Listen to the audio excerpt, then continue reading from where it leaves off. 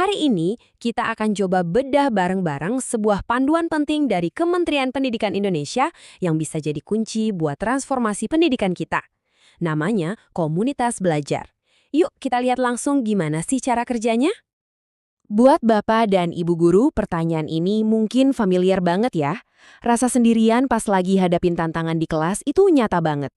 Punya ide bagus tapi bingung mau diskusi sama siapa. Ada masalah, tapi rasanya harus diselesain sendiri. Nah, panduan ini sebetulnya menawarkan sebuah jalan keluar dari rasa sendirian itu. Bisa dibilang ini adalah sebuah undangan untuk masuk ke era yang baru, di mana kolaborasi itu bukan lagi sekedar pilihan, tapi jadi fondasi utama kita untuk tumbuh bareng-bareng secara profesional. Oke, kalau gitu apa sih sebenarnya yang dimaksud dengan komunitas belajar ini? Kita mulai dari definisinya dulu ya. Jadi, poin krusialnya ada di sini. Ini bukan sekedar kumpul-kumpul biasa. Ini adalah sebuah kelompok yang terstruktur, tujuannya jelas, dan fokus utamanya itu satu, hasil belajar murid.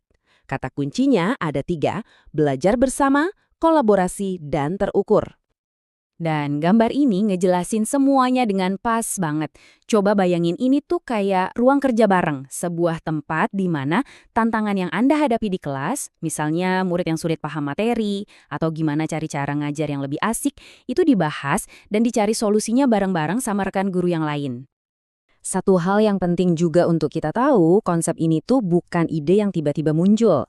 Ini adalah adaptasi dari model-model yang udah terbukti sukses di banyak negara seperti PLC dan COP. Artinya, kita ini berdiri di atas fondasi teori pendidikan yang udah kuat. Oke, sekarang kita geser ke pertanyaan mengapa. Kenapa sih Kemendikbudristek kelihatannya serius banget mendorong komunitas ini?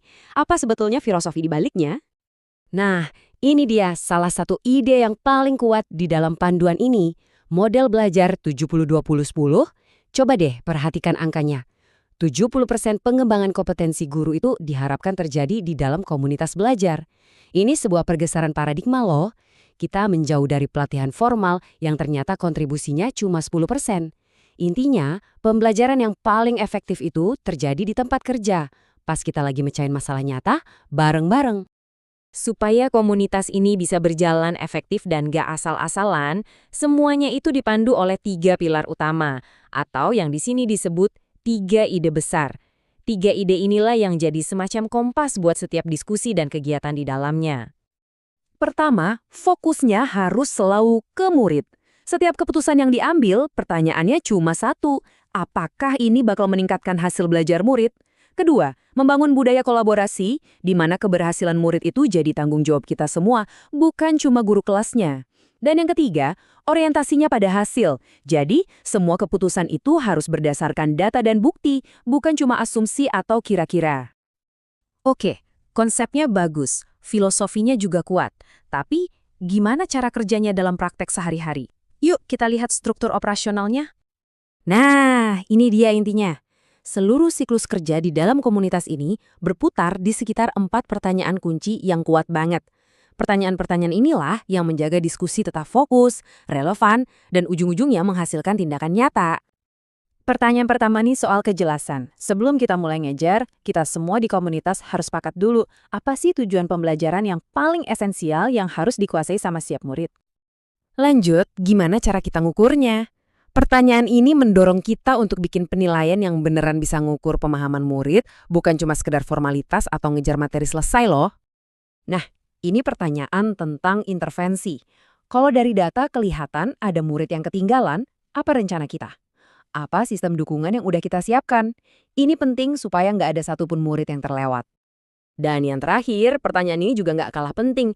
Kita jangan sampai melupakan murid yang udah mahir. Gimana cara kita menantang mereka lebih jauh biar potensi mereka bisa maksimal?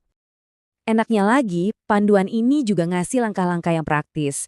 Prosesnya itu dimulai dari yang kecil, bentuk tim inisiator, baru mulai komunitasnya, lalu ada pendampingan, evaluasi, dan yang juga penting, merayakan setiap kemajuan. Jadi kelihatan kan, ini adalah sebuah proses yang bisa dikelola.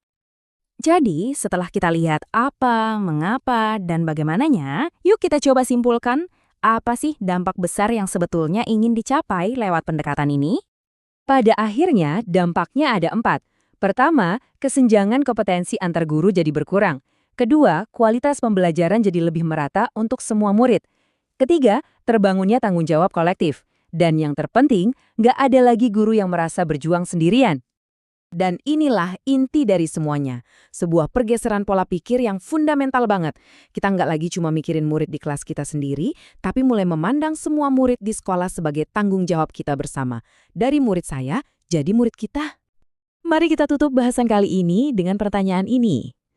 Coba kita bayangkan dampaknya. Sebuah sekolah di mana setiap guru adalah bagian dari tim yang solid yang berkolaborasi secara sistematis untuk memastikan setiap murid berhasil. Itulah visi besar di balik komunitas belajar.